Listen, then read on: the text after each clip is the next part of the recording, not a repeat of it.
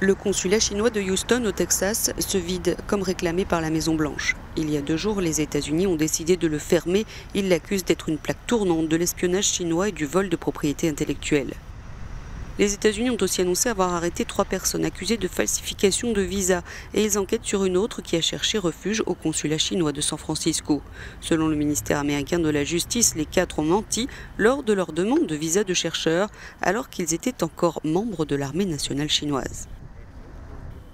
Dans un discours en Californie, Mike Pompeo, secrétaire d'État, a défendu cette décision. Aujourd'hui, la Chine, de plus en plus autoritaire chez elle, est plus agressive dans son hostilité à la liberté partout ailleurs. Et le président Trump a dit assez. L'Amérique ne peut plus ignorer les différences fondamentales, politiques et idéologiques entre nos pays, tout comme le Parti communiste chinois ne les a jamais ignorées. Au consulat chinois de Houston, le ménage a été fait. La télévision américaine locale a diffusé ces images de papier incendié mardi dans des poubelles, puis éteints. L'escalade des tensions dans les relations sino-américaines a des relents de guerre froide américano-soviétique. En représailles, la Chine vient d'annoncer qu'elle ordonnait la fermeture du consulat américain de Chengdu, grande ville du sud-ouest du pays.